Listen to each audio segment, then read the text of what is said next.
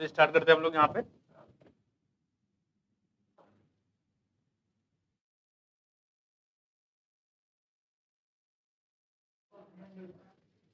Bohr साहब आ गए, कोई बात नहीं है, बोहर पढ़ लेते हैं आज, है ना?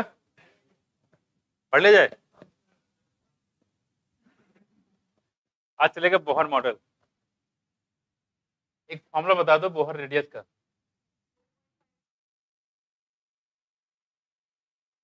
N square upon Z. अभी पढ़ा है। बोहर रेडियस किसके लिए एप्लीकेबल होता है? जब तक हमारा खुलता है तो पूछते रहेंगे, जो खुल जाए हम सब पूछ लेंगे। बोहर रेडियस किसके लिए एप्लीकेबल होता है?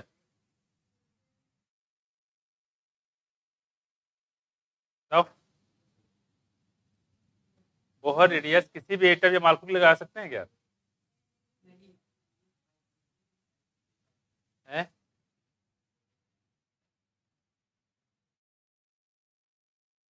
है ना? ठीक है, चलो आते हैं मुद्दे पे। हाइड्रोजन या हाइड्रोजन लाइक, है ना? हम लोग ने पढ़े थे पिछले लैक ओपेरन मॉडल के बारे में, है ना?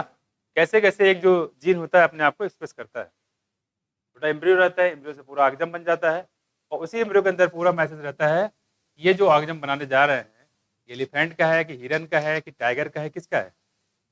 तो वही जायगोट जो है अपने जीन को एक्सप्रेस करता है कैरेक्टर के फॉर्म में। तभी आपको दिखता है कि अच्छा ये तो एलिफेंट है। अदरवाइज 3-4 आगजम का आपको जायगोट दे दिया जाए, एम्ब्रियो दे दिया जाए, तो आप उसे पहचान नहीं पाओगे। पास में कुछ तो जीन एक्सप्रेशन की वजह से हम इसको पहचान पाते हैं यहाँ पे। ठीक है, तो ये लैक ओपेरन मॉडल हमने पढ़ा था यहाँ पे। कुछ हमने यहाँ पे जीन के बारे में बताया था, ठीक है, जो लैक ओपेरन में थे, उसका नाम बताया था PIPOZY-A, जहाँ पे आई का मतलब था यहाँ पे रेगुलेटर जीन, कॉन्स्टिट्यूटिव जीन या हाउस कीपिंग जीन बताया था। और ये रिप्रेसर प्रोटीन बनाता है, पहले रिप्रेसर एमआरएनए बनाएगा, रिप्रेसर एमआरएनए बनाने के बाद रिप्रेसर प्रोटीन बनाता है, और ये रिप्रेसर प्रोटीन जुड़ता है किससे? ऑपरेटर से, और जाके आरएनए पॉलीमरेज को इनएक्टिवेट कर देगा, जिसके वजह से ZY-A जीन जो होते थे वो ट्रांसक्रिप्शन नहीं करते थे, यानी कि लैक एमआरएनए नहीं बनाते थे। पास में कुछ इसी को बोलते हैं लैक ऑपरान स्विच ऑफ हो गया है। क्या हो गया? लैक ऑपरान स्विच ऑफ होता है। लेकिन अगर इंड्यूसर होता है, इंड्यूसर लैक्टोज या एलोलैक्टोज हो सकता है। जब इंड्यूसर होता है तो जो रिप्रेसर प्रोटीन बनते थे ये ऑपरेटर्स में जुड़ के किससे जुड़ेंगे? इंड्यूसर से, लैक्टोज से। और लैक्टोज क्या करेगा? रिप्रेसर प्रोटीन को इनएक्टिवेट कर देगा, जिसके वजह से रिप्रेसर प्रोटीन जो है वो ऑपरेटर से जुड़ नहीं पाएगा, तो आरएनए पॉलीमरेज जो है उसको कोई इनएक्टिवेट नहीं कर पाएगा, जिसकी वजह से ZY-A जीन जो होते हैं उनका ट्रांसक्रिप्शन होता है, लेके हमारे बनेगा, उसके बाद उसका ट्रांसलेशन होता है, 3 डिफरेंट टाइप प्रोटीन बनते हैं जिनका नाम है बीटा ग्लूटासाइडेज, परमेज और ट्रांसस्टाइलेज। बस में कुछ मतलब यहाँ पे एंजाइम बनेगा कि नहीं बनेगा, ये कौन डिसाइड कर रहा है? सबस्ट्रेट डिसाइड कर रहा है, इंड्यूसर डिसाइड कर रहा है, लैक्टोज या एलोलैक्टोज डिसाइड कर रहा है। इसलिए इसका रेगुलेशन कैसा है? निगेटिव रेगुलेशन है, लेकिन पॉजिटिव भी पाया जाता है, लेकिन आपके सिलेबस में ये नहीं है। उसमें यहाँ तक बात हो गई थी, अब उसके आगे अब देखो यहाँ पे हम लोग पढ़े थे ह्यूमन जीनोम प्रोजेक्ट के बारे में बात कर रहे हैं कि पूरा जो जीनोम स्टडी कर रहे थे हम लोग, और ये काफी लंबा टाइम था, 1990 में स्टार्ट हुआ था, ठीक है, और 1990 के बाद मई 2006 में ये कंप्लीट हुआ। बस कुछ आप कह रहे हैं कि जो ह्यूमन जीनोम प्रोजेक्ट के अलावा बहुत सारे और भी ऑर्गेनिज्म है जिनके जीनोमिक सीक्वेंसिंग की गई है, जैसे एरोब्डेसिस हो गया, और कौन सा है? राइस हो गया, सिनेरोब्डाटिस एलिगेंस हो गया, और क्या हो गया? ड्रोसोफिला हो गया, और क्या हो गया? बैक्टीरिया हो गया, है कि नहीं? तो उसको हमने बताया था कोड से बैड क्राई, बैड क्राई से याद करने के लिए कोड था उसको, उसे आप याद कर सकते हैं कि कुछ नॉन ह्यूमन मॉडल भी है, यानी ह्यूमन के अलावा भी इनके जीन की किस सीक्वेंसिंग की गई है। नॉर्मल ह्यूमन की बात करें यहाँ पे, तो ह्यूमन में कितने बेस पेयर पाए जाते हैं?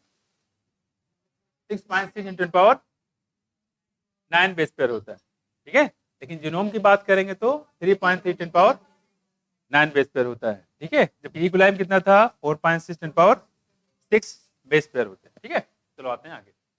अब जो सिलेंट फीचर था इसके बारे में बात कर लेते हैं। देखो आप क्या कह रहे हैं, some of the salient feature observation done from the human genome project are. अभी तक जो मैंने इसके पीछे बताए थे जितने भी बातें, मोस्टली बहुत ज्यादा इंपॉर्टेंट नहीं है। ह्यूमन प्रोजेक्ट जीनोम प्रोजेक्ट में बस एक ही चीज पूछी जाती है, और क्वेश्चन जो आता है वो कहाँ से आता है? सेलिएंट फीचर से आता है। ये जो टॉपिक है ये थोड़ा ध्यान रखना, इसमें से क्वेश्चन आते हैं पीछे जो हमने जितनी भी बातें बताई थी बहुत इंपॉर्टेंट नहीं है। हाँ, एक बहुत इंपॉर्टेंट उसमें पूछ सकता है कि ह्यूमन जीनोम प्रोजेक्ट लॉन्च कब किया गया, तो कब लॉन्च किया गया? 1990 में। 13 साल का प्रोजेक्ट था बस में कुछ, 1990 में लॉन्च किया गया। अब यहाँ पे देखो, इसके अलावा और कोई खास पॉइंट वहाँ पे थे नहीं। अब इसको देख लेते, सेलियंट फीचर ऑफ क्या, ह्यूमन जीनोम। तो ये पूरा एक साथ में तो वैसे भी नहीं आ पाएगा।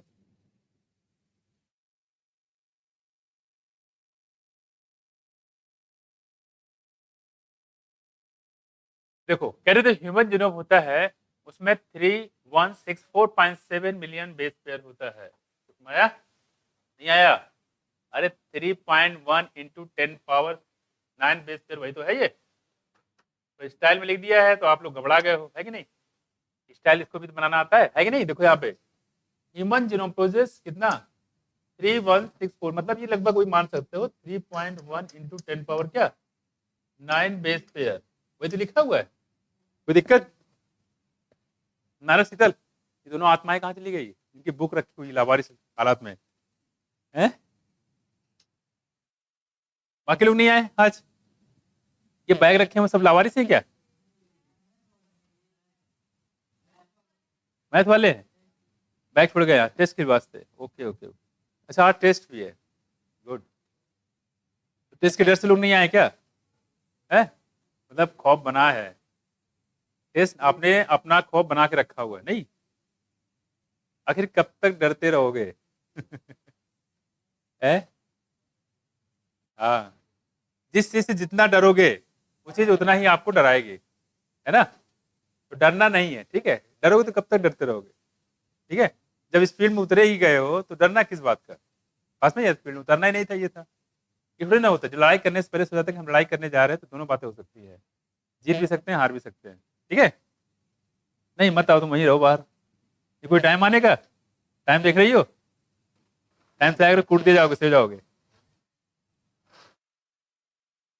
जब देखो जब बाहर घूमती रहती है। कहाँ चली गई? क्या खाने गई थी? अरे अरे अरे, एक तरफ कह रही खाने गए थे, अब कह रही कुछ नहीं है। अच्छा, खाने ही जा रहे तब तक मैं आ गया। जैसे खाने का प्लान था क्या? क्या खाने का प्लान था?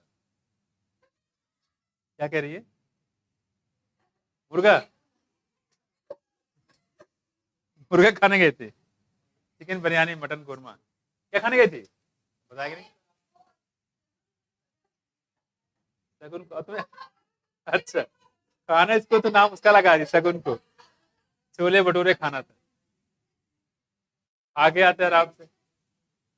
जब गए थे तो खा के आते है? मेरी वजह से?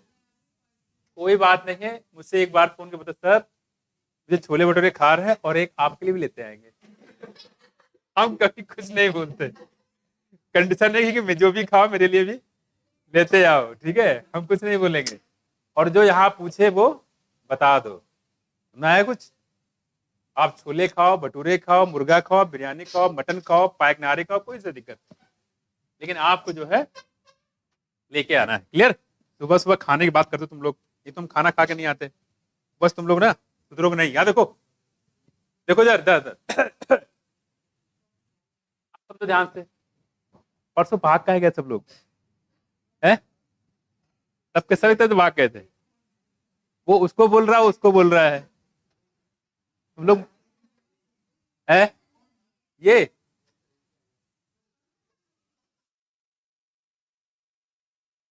सबको सब फांस पे लटका देंगे, एक साथ शहीद हो जाओगे महानगर में, सबकी फोटो लगवा देंगे। ये बच्चे पढ़ते पढ़ते भाग गए, इनको फांस पे लटका दिया गया है। नहीं शहीद हो, नाम लिखवा दो।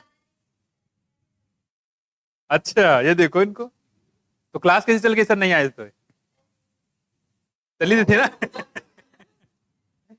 लेट होने में थोड़ी ना कि क्लास खत्म हो गई, मेरी क्लास चलेगी आंधी। आपको याद है एक दिन मैं भीगते हुए आया था, भीग गया था कि फिर भी क्लास चली थी। तो ये मत सोचो आग लगा दो पानी बरसा दो कि हम आएंगे जरूर, क्लास चलेगी। क्लास कभी 10 नहीं हो सकती है, लेट हो सकता है लेकिन क्लास चलेगी जरूर।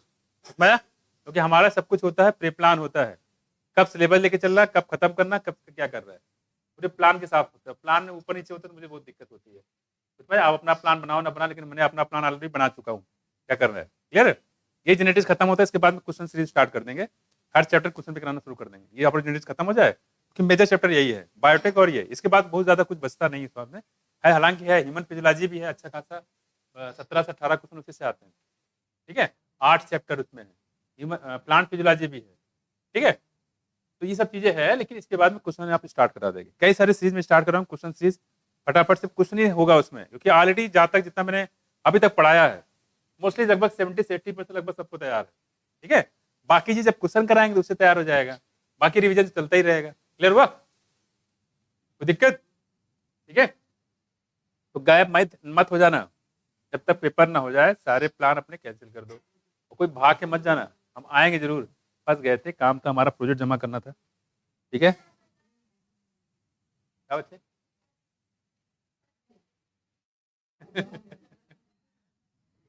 अरे हद हो गई यहाँ पे, बता दिया करे, देखो हाँ, नहीं यार वो क्या नाम है, अमित नाइक सर का हो गया है,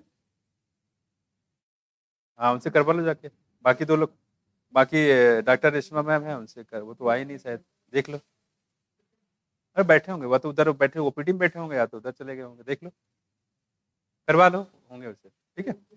बाकी सोनकर सर का वो करवा लेना बाद में, ठीक है, ओके।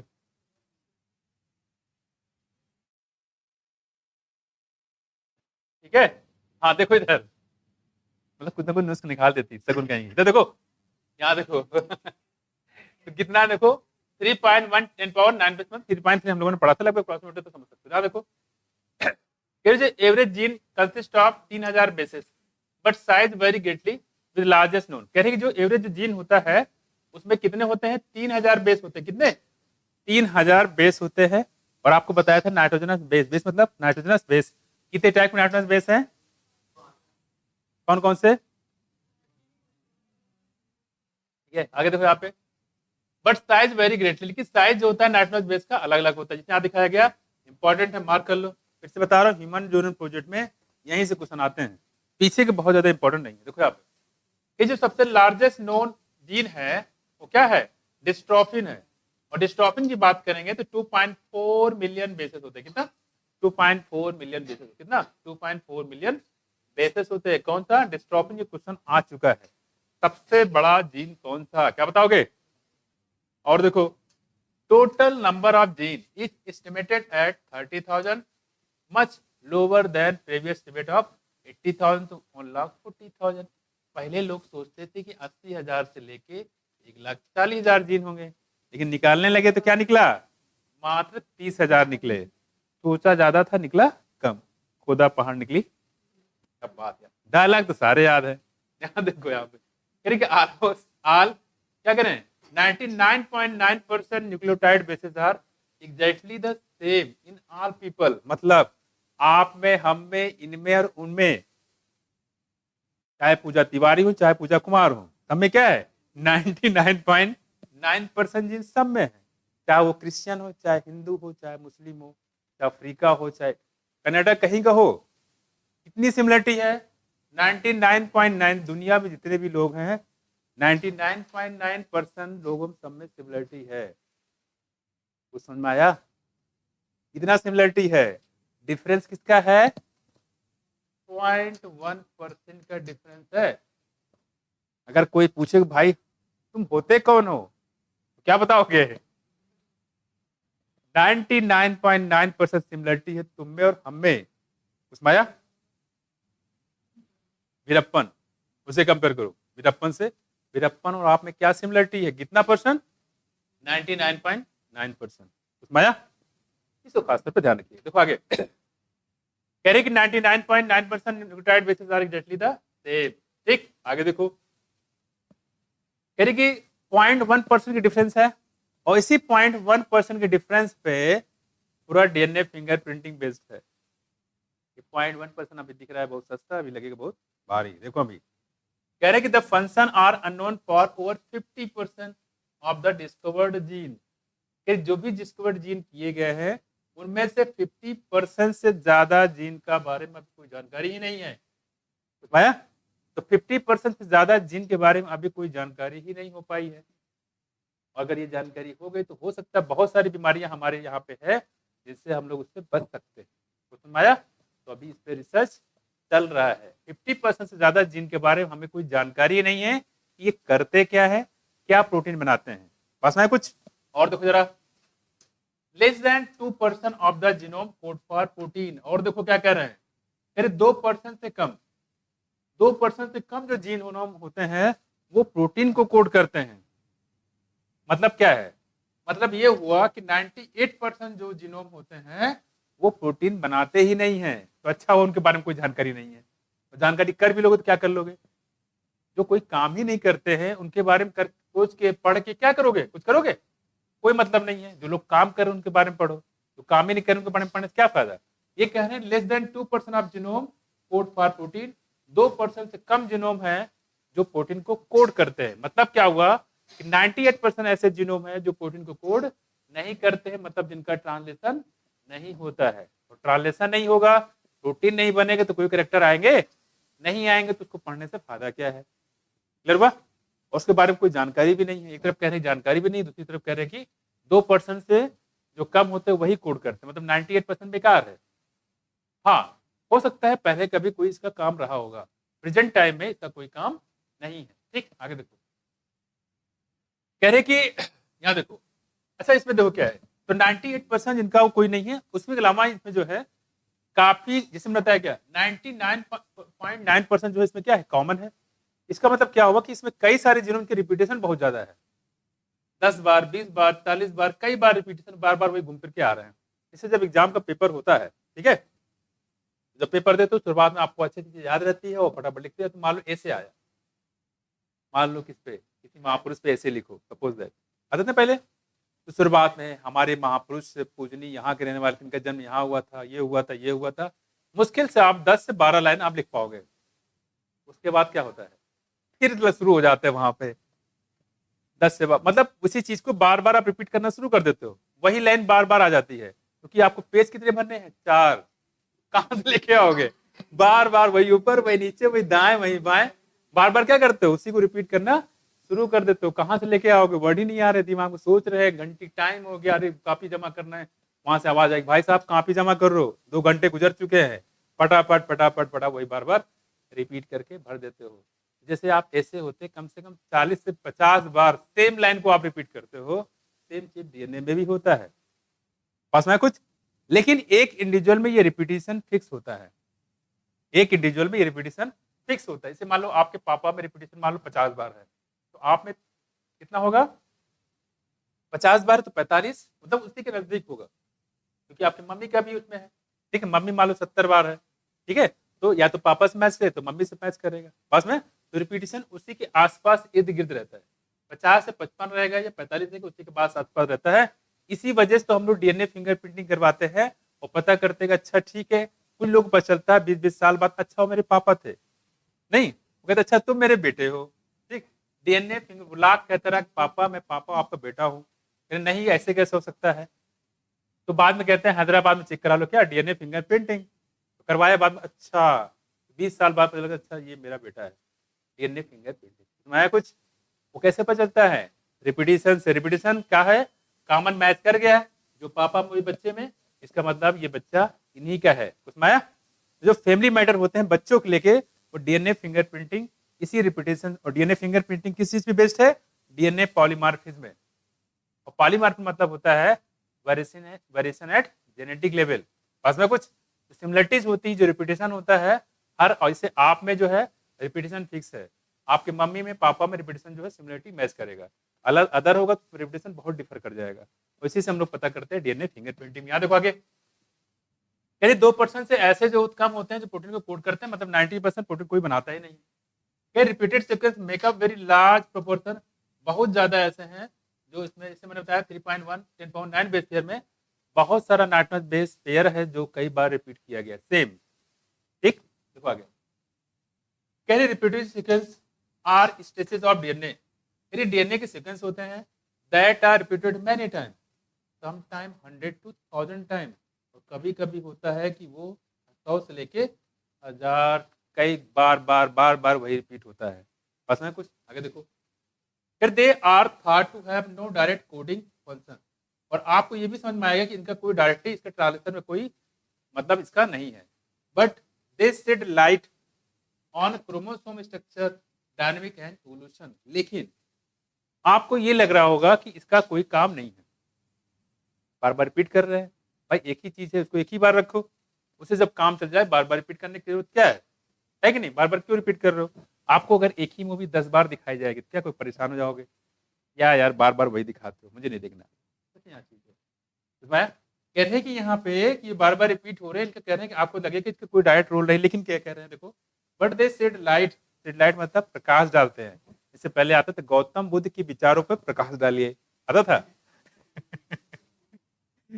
पहले तो समझ नहीं पाते इसका मतलब क्या है। एक प्रकाश डालिए, एक होता है टिप्पणी लिखिए।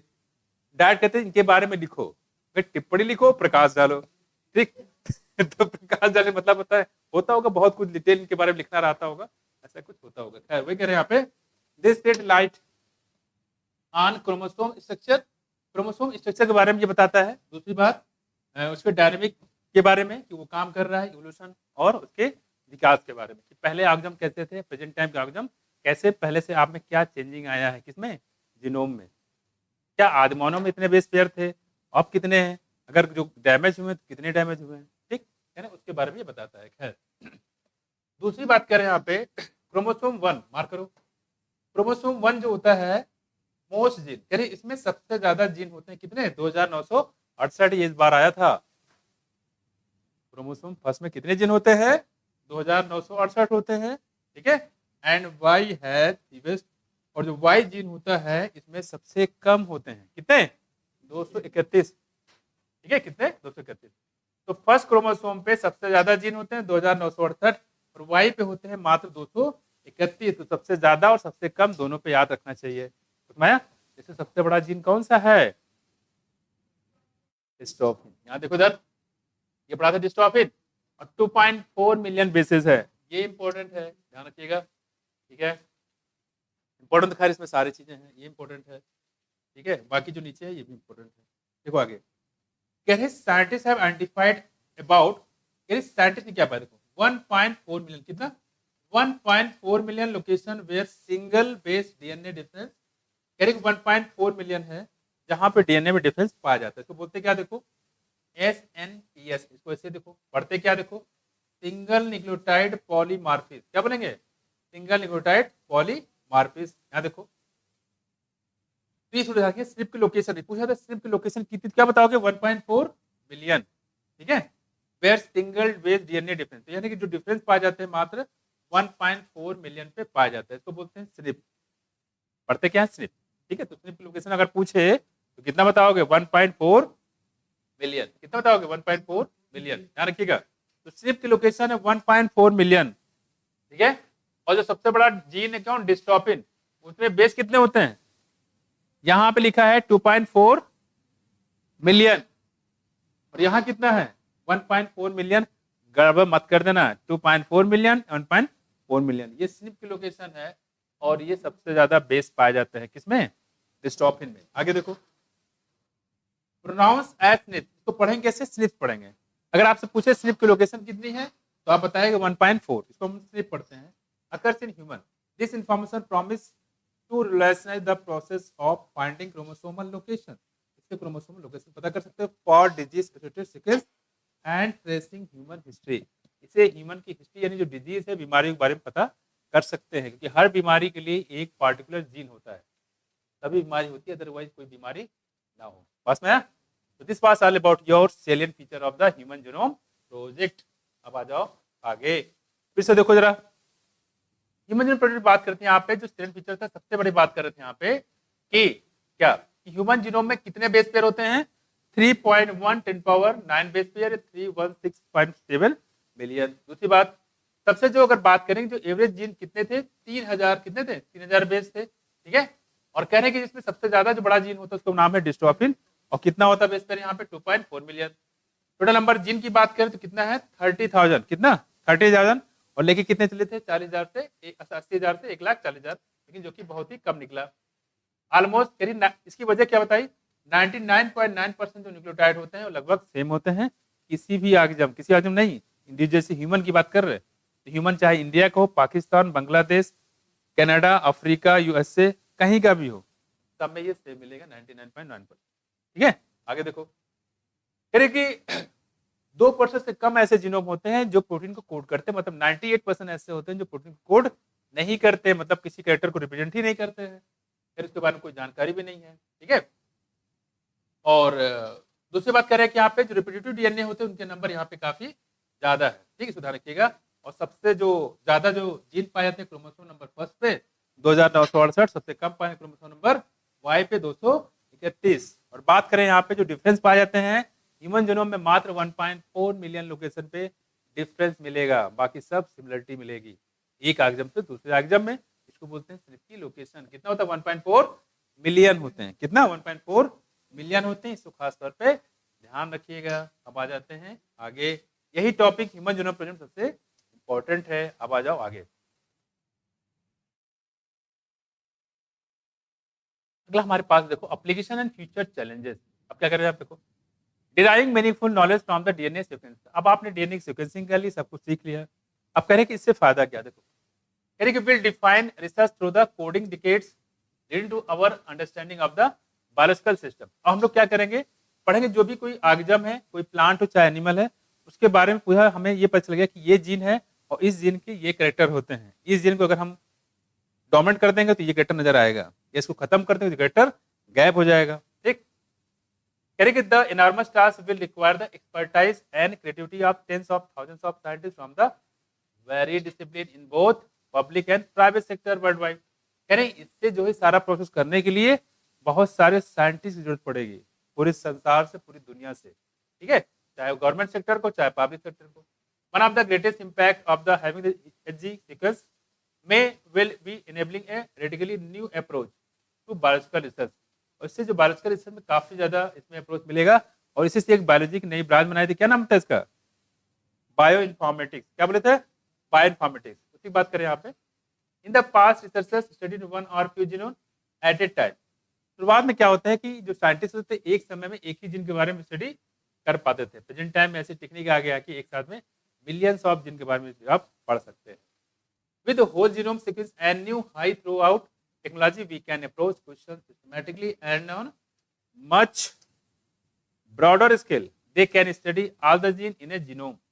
अब एक ही जीनोम में बहुत जितने भी जीन होते हैं सबकी स्टडी हम लोग कर सकते हैं। For example, all the transcript in a particular tissue or organ or tumour, how tens of thousands of genes and protein work together in a interconnected network to orchestrate the chemistry of life. Chemistry of life मतलब इस जो life जो हमारी जीवन है, उस जीवन के जो चलाने वाले पार्ट होते हैं, इस जीवन को जो ऑर्केस्ट्रा मतलब जो ड्रामा होता है, ठीक है, जो हमारे ड्रामेटिक चीजें चल रही है हमारी बॉडी में, इसलिए लाइफ परसिस्ट करता है, उसके बारे में स्टडी कर सकते हैं। तो लाइफ को कम भी कर सकते हैं, लाइफ को हम लोग बढ़ा भी सकते हैं अगर हमें डीएनए और जीन के बारे में पता चल गया तो। किसी भी आगजम की जो एक्सपेक्टेड लाइफ स्पैन कितनी होगी ये वो जीन डिसाइड करता है। जैसे क्रो की बात कर रहे थे, बड़ा है आगजम है लेकिन कितनी लाइफ स्पैन है?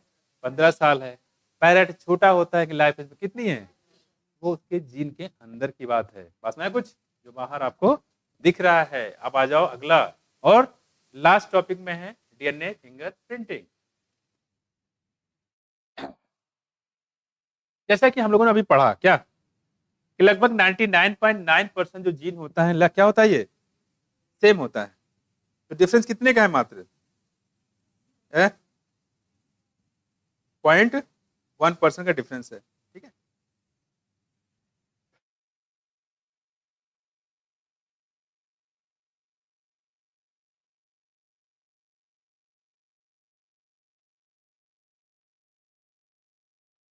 ठीक है, देखो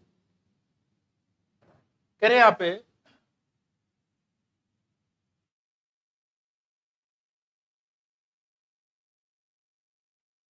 देखो कह रहे कि stated in the preceding section 99% of the base sequence among human is the same. ये क्या होता है? सेम। मान लो ऐसा खोजा है,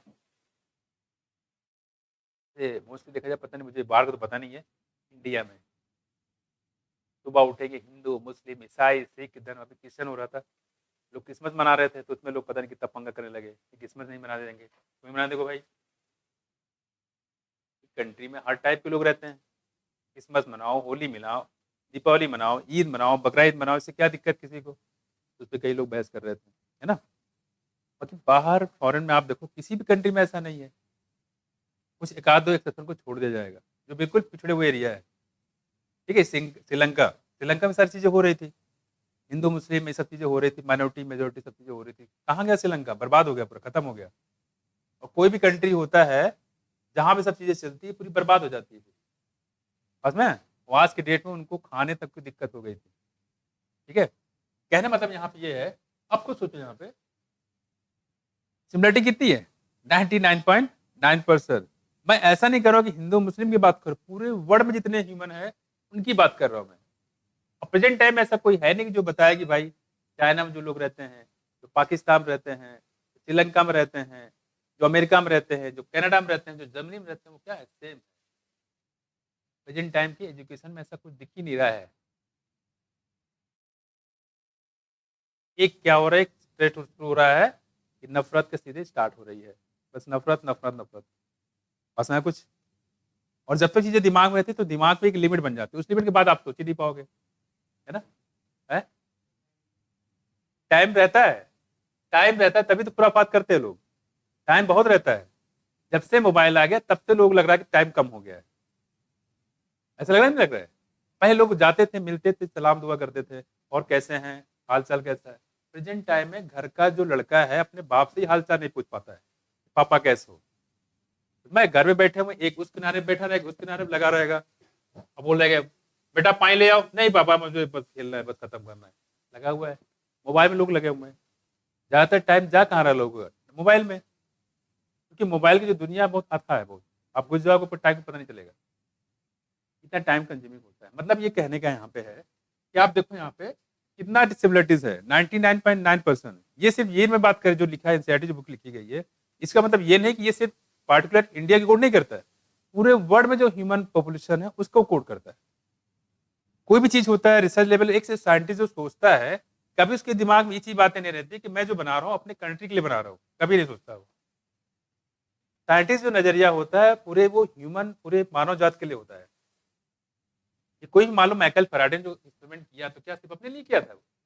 अपने कंट्री के लिए तो नहीं किया था। ये आप देख रहे हो ऐसी चल रहा है, किसका कंट्रीब्यूशन है? माइकल फैराडे का। जो ऑटोमोबाइल का कंट्रीब्यूशन देख रहे हो किसका? इलेक्ट्रोमैग्नेटिक इंडक्शन कॉन्सेप्ट पढ़ते हो नहीं पढ़ा?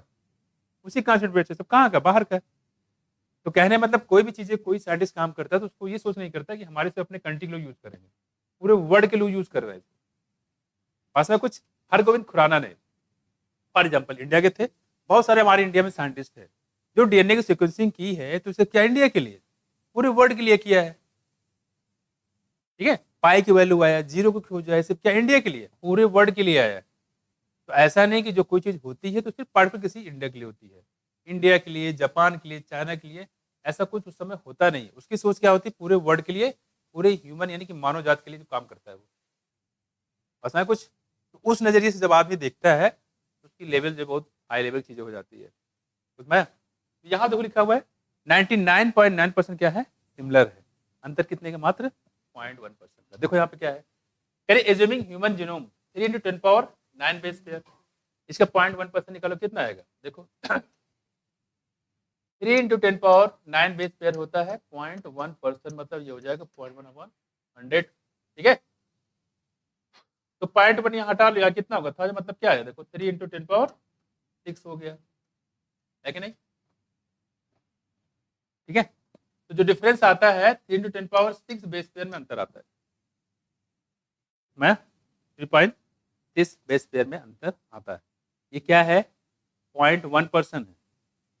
कितना है? 0.1%। कोई दिक्कत?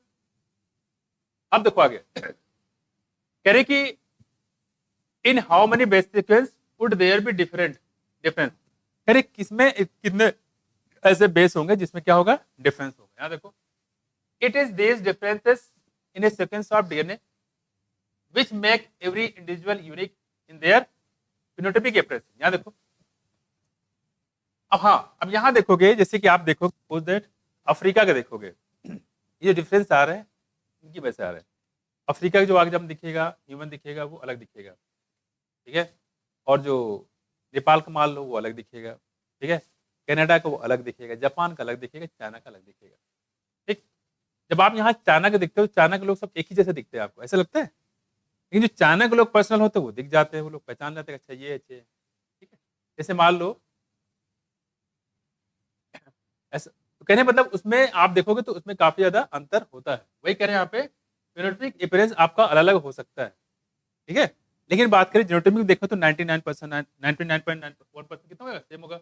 If one aims to find out the genetic difference between two individual, अगर दो इंडिविजुअल में जेनेटिक डिफरेंस निकाले, क्या जेनेटिक डिफरेंस निकाले तो क्या होगा देखो, और एमंग इंडिविजुअल ऑफ पॉपुलेशन, दो लोगों में निकाले या पूरी पॉपुलेशन में निकाले तो क्या आगे देखो, sequencing the DNA every time would be a daunting and daunting मतलब होता है काफी कठिन। हर बार डीएनए का सीक्वेंस करना, उसको जीनोम को निकालना, पढ़ना, ये काफी कठिन काम होता है, इतना आसान होता नहीं है, ठीक। यहाँ देखो डांटिंग एंड एक्सपेंसिव, काफी एक्सपेंसिव होता है, ठीक है। तो डीएनए का सीक्वेंस करना, सीक्वेंसिंग काफी एक्सपेंसिव होता है। देखो आगे, imagine try to compare two sets of 3 to 10 power 6 base pair. यहाँ देखो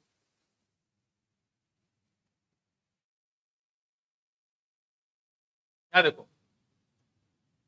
3 to 10 power 6 base pair.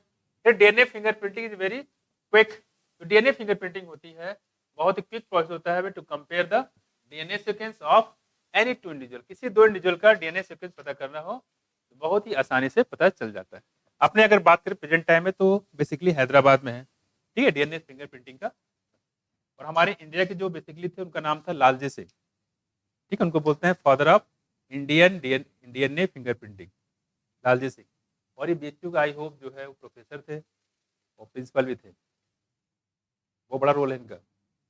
Role इनका ये बताया जाता है कि जो है जब जितने समय तक उन्होंने पढ़ाया है ये मात्र हर महीने 1 रुपये लेते थे, साइकिल से आते थे, 1 रुपये फीस लेते थे, बस भैया ये है इनके बारे में कहानी। खैर साइंटिस्ट थे। खैर करे तो ऐसे बहुत से लोग हैं, आप हमारे जो इंडिया की बात करेंगे, बाहर के लोग भी सोचते हैं कैसे इंसान है यहाँ पे इंडिया में, तो अजीब अजीब टाइप के लोग यहाँ पे हैं, वो इंडिया में ही हो सकते हैं नहीं। खैर कुछ लोग अजीब बोलते हैं, कुछ लोग महान बोलते हैं, ये अपने अपना देखने का नजरिया है। यहाँ देखो DNA fingerprinting involve identifying difference in the some specific region. कुछ स्पेसिफिक रीजन पे ये क्या करता है, डिफरेंस पता करता है। देखो इन DNA sequence called the repetitive DNA. जैसे मान लो भाई बहन होंगे तो जो रिपीटेटिव डीएनए होगा वो लगभग सिमिलर टाइप का होगा, 50 बार 51, 50 51 52 ऐसे होगा। यानी कि एक में अगर भाई में 50 बार रिपीटेशन है, एक ही डीएनए बेस्ड सीक्वेंस आया है, तो बहन में भी 50 55 ऐसे के आसपास रहता है, ठीक है। तो उससे पता चलता है कि अच्छा ये इसका भाई है, ये इसका बहन है। और माँ बाप से भी सिमिलरिटी होती है, ठीक है। माँ बाप जो होगा, जो रिपीटेशन माँ बाप में होगा वही उनके बच्चों में भी होता है। यही रिपीटेशन के बेस पे हम लोग डीएनए फिंगरप्रिंटिंग पता कर लेते हैं, ठीक। अगर रिपीटेशन बहुत डिफर कर जाता है इसका मतलब ये कि इनके बच्चे नहीं है, इनके भाई बहन नहीं है। Because in this sequence small stretches of DNA is repeated many time. DNA का एक ही जो स्ट्रेचेस होता है, एक ही टुकड़ा होता है, वो कई बार रिपीट करता है, repeated many time. And this repetitive DNA are separated from bulk genomic DNA, ठीक है, एज ए डिफरेंट पीक। क्या करते हैं पे आपको पता है डीएनए की लंबाई कितनी बताई थी आपको है? कितना 2.2 मीटर, नहीं कितना था 2.2 मीटर। यहाँ देखो कह रही है DNA are separated from bulk genomic DNA, bulk genomic DNA as a different peaks during density gradient centrifugation technique. Density gradient centrifugation technique ये किसने यूज किया था? हा? और से चीज में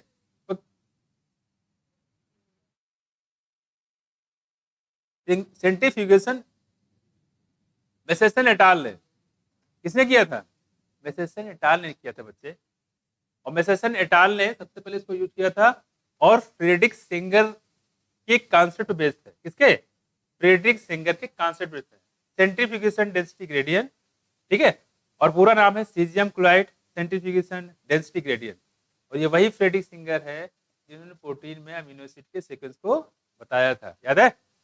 मेसेसन एटाल ने, ठीक है। याद रखो कह रहे कि ओ सॉरी फ्रेडरिक सेंगर कह रहे यहाँ पे bulk genomic DNA as a different peaks during the density gradient centrifugation the bulk DNA form a major peak कि जो बल्क डीएनए होता है, जो बड़ा डीएनए होता है यानी कि 2.2 मीटर का, ये मेजर पीक बनाएगा एंड अदर स्मॉल पीक कुछ स्मॉल पीक बनाता है, are refer to as satellite DNA. तो क्या बोलते हैं हम लोग? सेटेलाइट डीएनए बनाते हैं। क्या बोलते हैं इसको? Satellite DNA. Depending on base composition, depending on base composition. अच्छा एक चीज बताया था हमने, जो आपको बेस सीक्वेंस बताया था वहां पे एडेनिन और थायमिन के बीच में कितने हाइड्रोजन बॉन्ड बताए थे? हैं? कितने कितने? दो बताए थे ना? कितने थे? दो थे।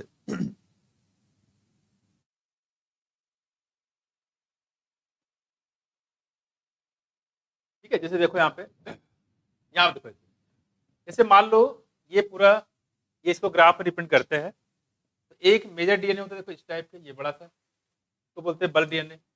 और कुछ छोटे डीएनए भी पाए जाते हैं, देखो यहाँ पे ये ये होता है, इसको मान लो बोलते हैं बल्क डीएनए है, बहुत बड़ा डीएनए है। और जो छोटे छोटे होते हैं, ये वाले, ठीक है, जो छोटे छोटे होते हैं इसको बोलते हैं सेटेलाइट डीएनए। क्या बोलते हैं? Satellite DNA.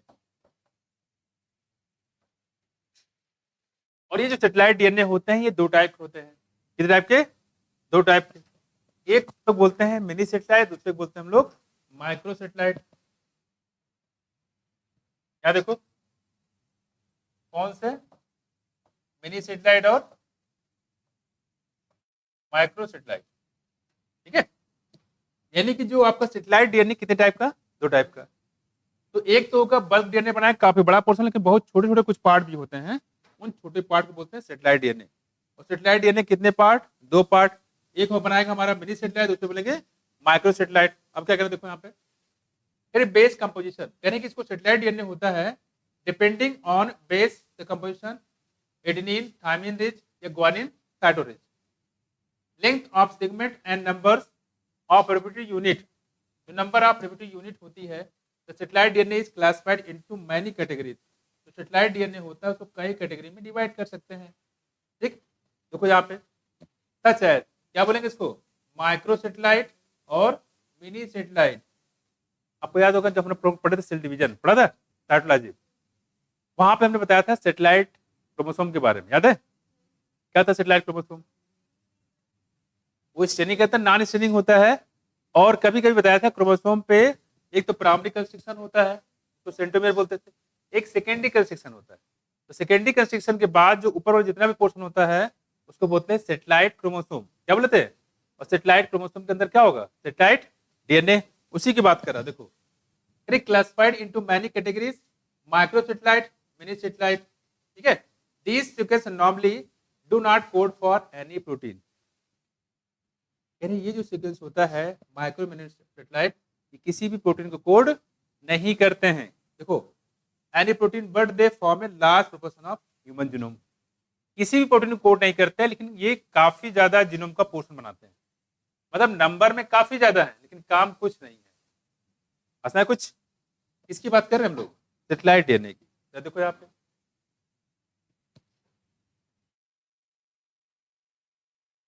तो डीएनए के एक मेजर पार्ट होगा जो बल्क बनाएगा, कुछ छोटे छोटे पार्ट भी होते हैं, ठीक है, उनको बोलते हैं सेटेलाइट डीएनए। और सेटेलाइट डीएनए देखेंगे तो कितने टाइप के? दो टाइप के होते हैं, मिनी सेटेलाइट और माइक्रो सेटेलाइट। ठीक है,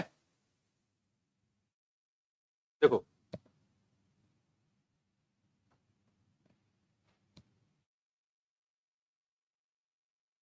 यहाँ देखो, कह रहे हैं यहाँ पे this sequence shows high degree of polymorphism.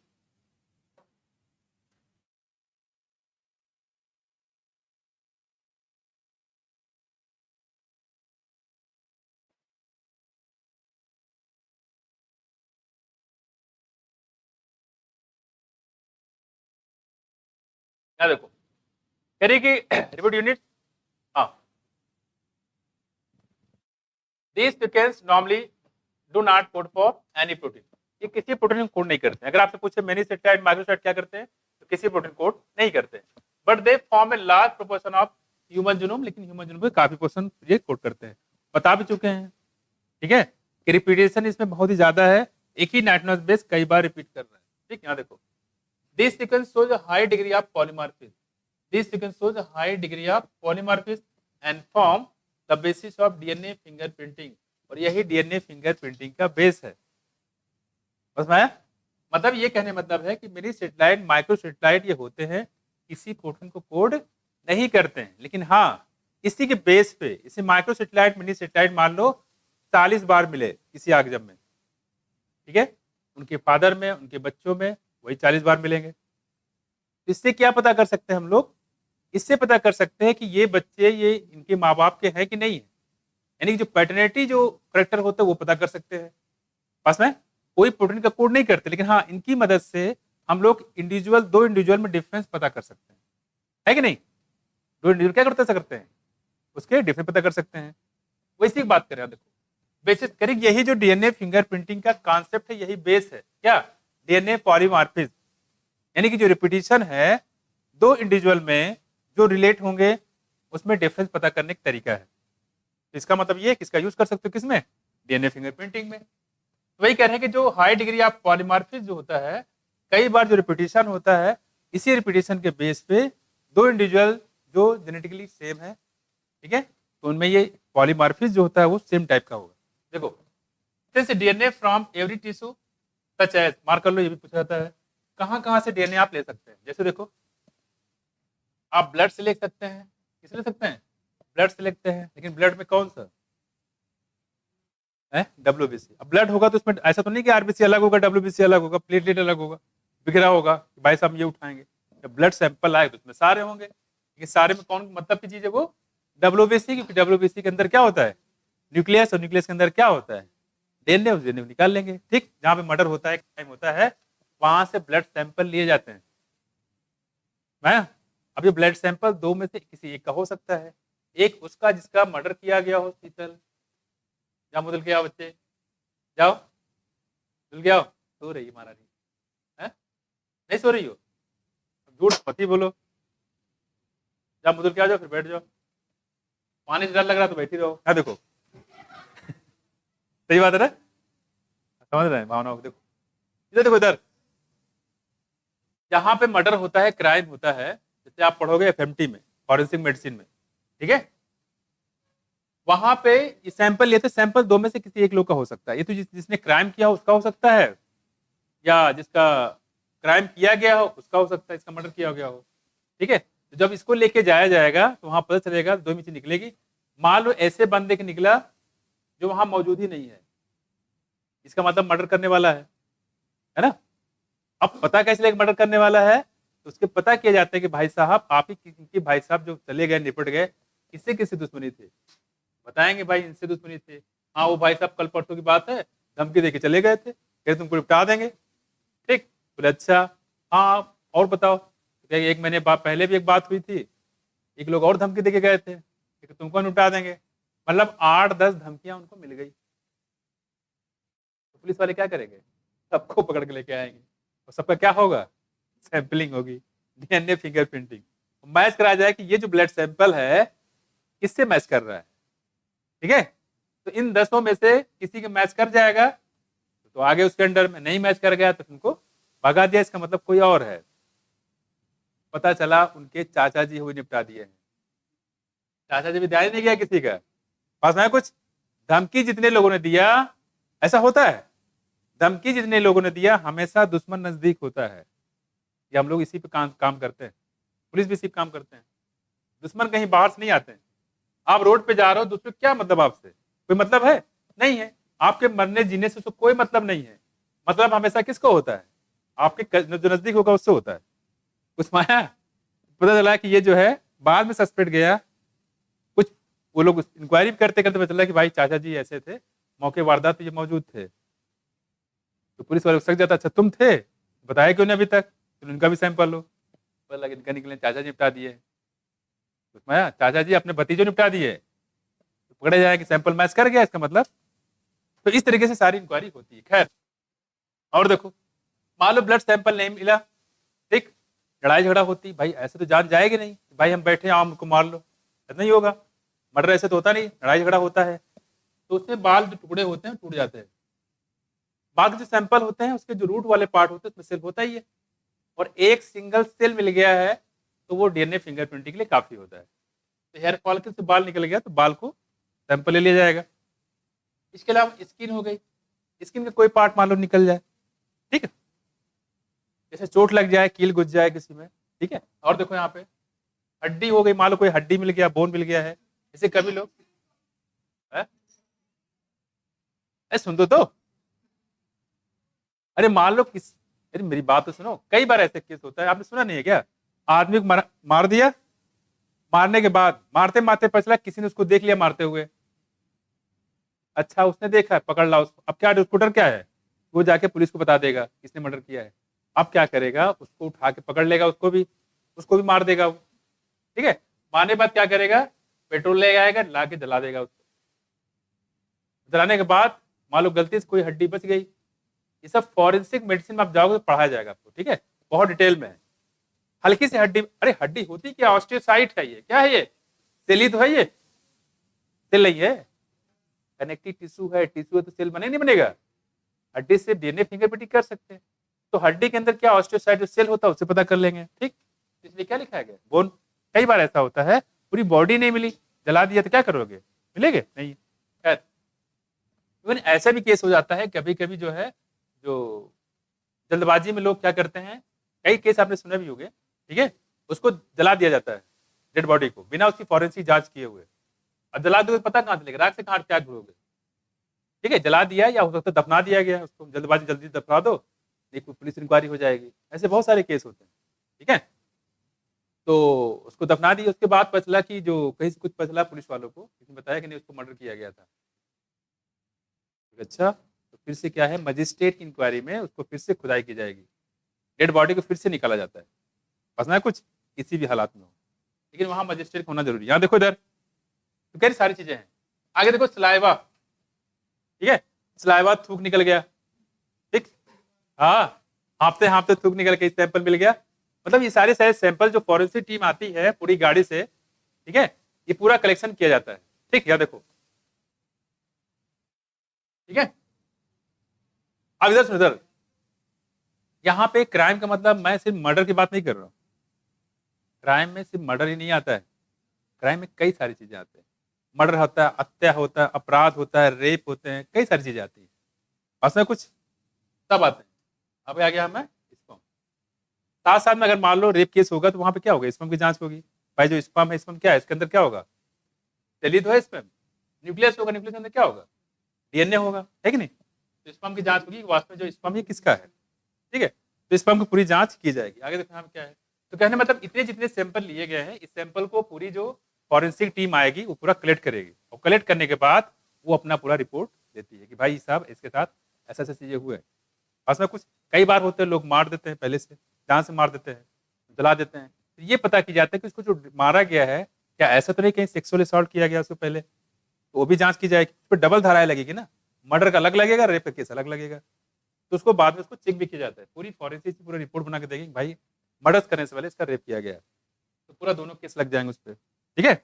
आगे देखो, पूरी जो आईपीसी धाराएं हैं सारी, ये सब फॉरेंसिक मेडिसिन पढ़ना पड़ेगा आपको, तभी आप मेडिकल लीगल रिपोर्ट बना पाओगे।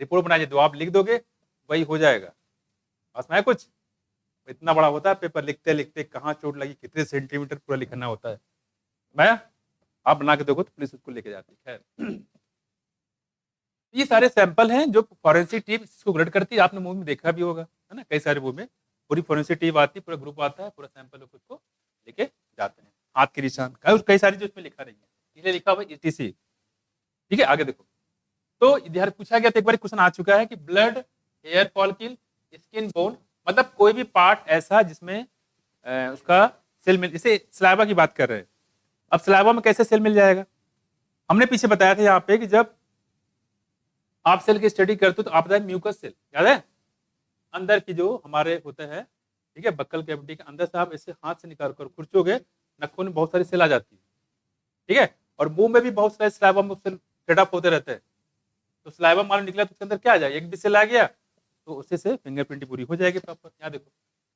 From an individual to the same degree of polymorphism, same degree of polymorphism, ठीक है, एन इंडिविजुअल, अगर किसी एक पार्टिकुलर इंडिविजुअल होगा उसके अंदर ये मॉलिक्यूल सेम होती है। खैर, became very useful in the identification tools in the forensic application, और forensic application काफी ज्यादा यूज होता है। खैर, further as the polymorphisms are inheritable from parent to children, और देखो यहाँ पे ये बड़ा इंपॉर्टेंट है, ये जो पॉलीमार्फिज्म होता है पेरेंट से बच्चों में ट्रांसफर होता है तभी तो पता चलता है। भाई पेरेंट मान लो पापा में 50 बार रिपीटेशन है तो बच्चों में कितना 45 या 49 ऐसे होगा, तो रिपीटेशन क्या हो रहा है, जनरेट ट्रांसफर भी तो हो रहा है, यानी कि इनहेरिटेबल होता है, ध्यान रखिएगा। और क्या करें, आप देखो DNA fingerprinting is the basis of paternity test in case of dispute. कभी कभी ऐसा मैंने बताया, यहाँ पे कई सारे ऐसे केस हुए हैं, ठीक है, जहां पे एक बच्चे के दो दावेदार हो जाते हैं, वो कहता है मेरा बच्चा, वो कहता है मेरा बच्चा है। अब पुलिस क्या करे, और बच्चा चुपचाप बैठा हुआ कभी इधर देखता है कभी उधर देखता है उसको क्या पता, छोटा सा है, समझे नहीं आ रहा चल क्या रहा है ना, क्या हो रहा देखो है कि नहीं, देखो गोल मटोल याद, देखो डीएनए फिंगर की बात कर रहे हैं यहाँ पे, मार्क करो इसको। ये पूछा गया है कि जो डीएनए फिंगरप्रिंटिंग होता है is the basis of paternity testing in case of dispute.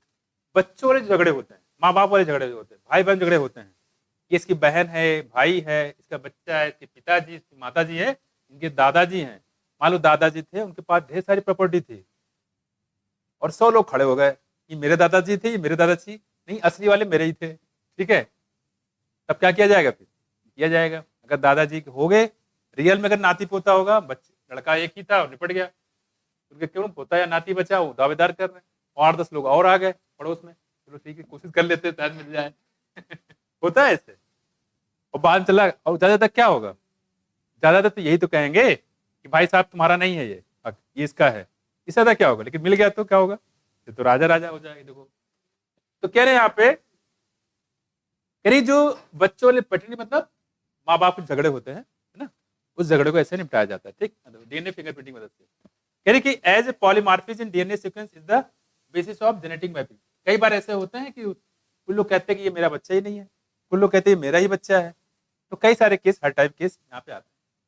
Genetic mapping, तो जेनेटिक मैपिंग की जाती है आप human genome as well as DNA fingerprinting. It is essential that we understand that DNA polymorphism means in simple term.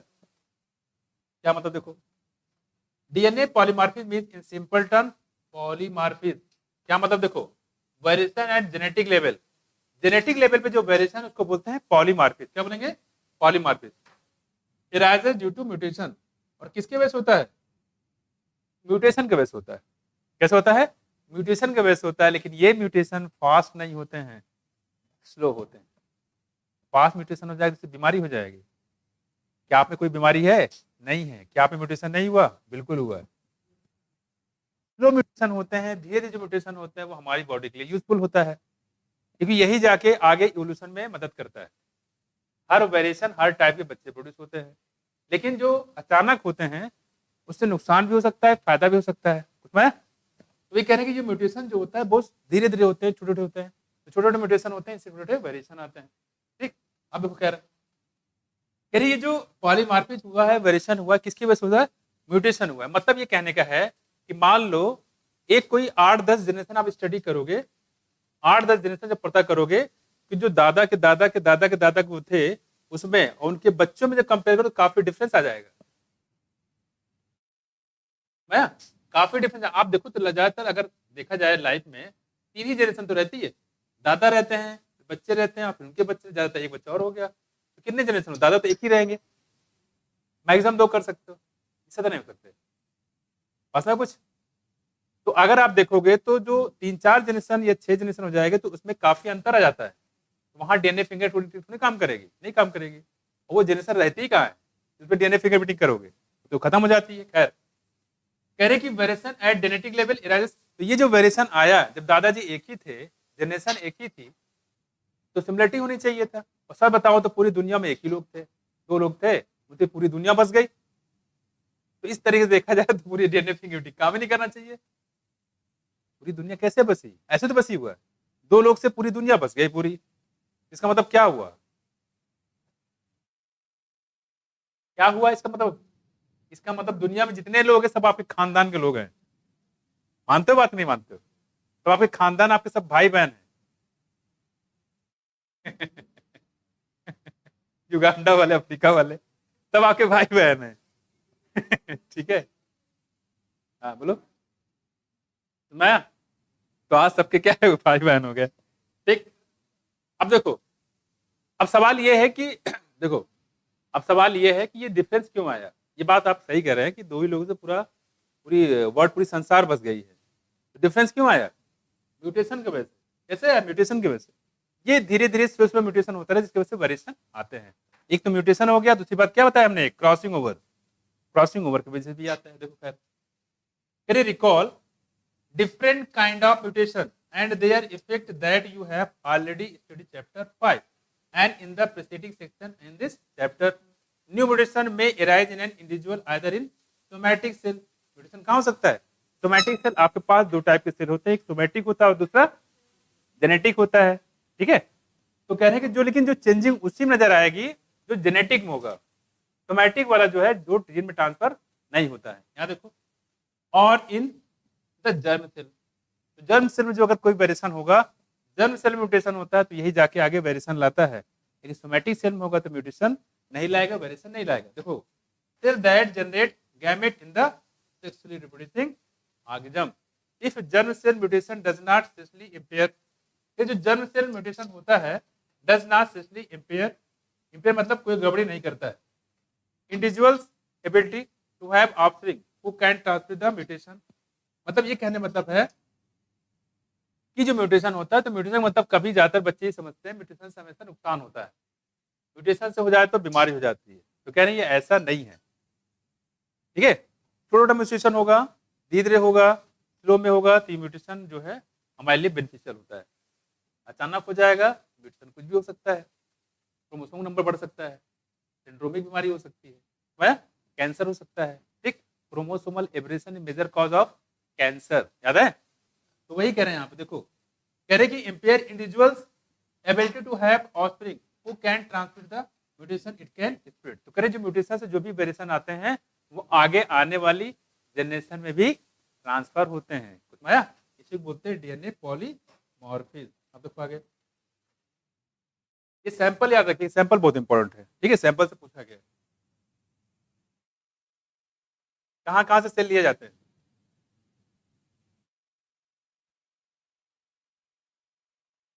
हाँ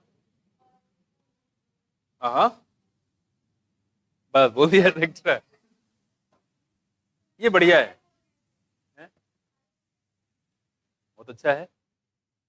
जैसे शुरुआत में सिर्फ गाली देना होता तो मैं एक गाली दिया करता था, बाद में एक्सेट्रा लगा दिया करता। समझ गए? एक्सेट्रा में सारी गाली आ जाती है उसमें। जगह देखो, जो आप सोच रहे हैं वो भी, जो नहीं सोच रहे हैं वो भी। क्या बात कर रहे हो? तुम लोग एप्लीकेशन शुरू कर देते हो। है? मुझे कुछ सुनाई नहीं दे रहा। देखो यहाँ पे, ठीक ठीक ठीक ठीक ठीक ठीक ठीक, अभी टाइम है।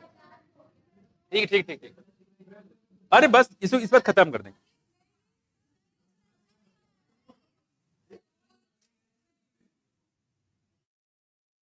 सुनो सुनो, अरे सुन,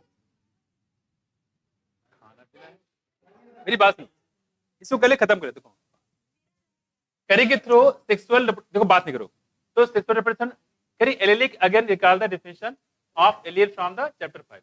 करी एलील क्रोमोसोम, ये सारी बातें हो चुकी है। करी कि variation has previously been describe as DNA polymorphism. ये जो वेरिएशन होता है इसे क्या बोलते हैं? DNA polymorphism. ठीक है। If more than one variant यानी allele at a locus occurs in a human population. आप कह रहे कि वेरिएशन कब मानोगे? वेरिएशन कब मान, देखो यहाँ पे कह रहे यहाँ पे अगर एक पोजीशन, लोकस मतलब position, occurs in human population with A frequency, mark कर लो, ग्रेटर देन 0.1। अगर 0.1 फ्रीक्वेंसी से ज्यादा हो तभी मानेंगे उसमें कोई वेरिएशन आएगा, अदरवाइज नहीं आएगा। ठीक। बॉडी में इन सिंपल टर्म अगर बात करें, if an inheritable mutation is observed in population, कोई भी म्यूटेशन जो ट्रांसफर हुआ किसी पॉपुलेशन में at a frequency, high frequency, it is referred to as DNA polymorphism.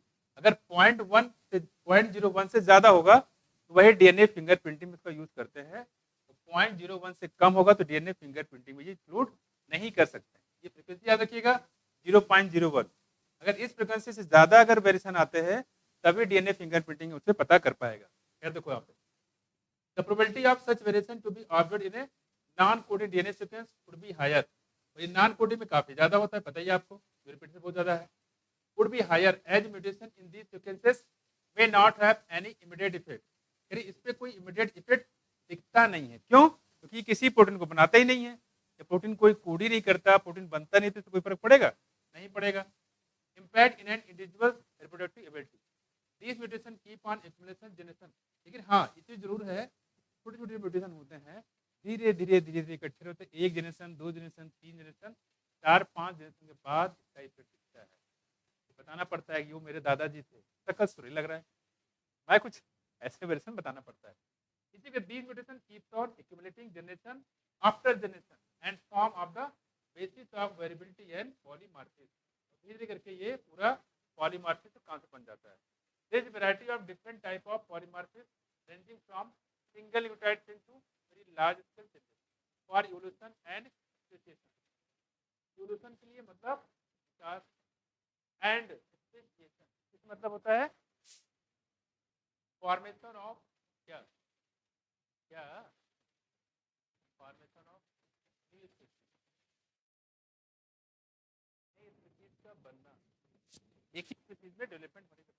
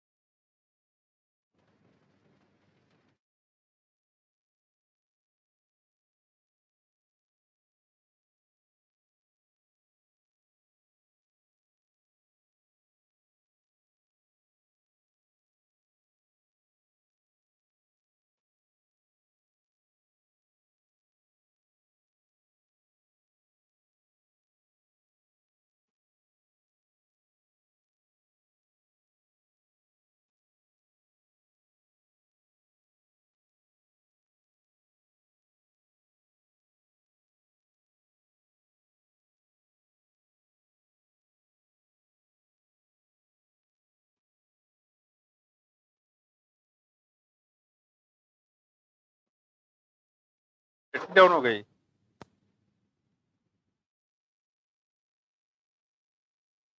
अरे यार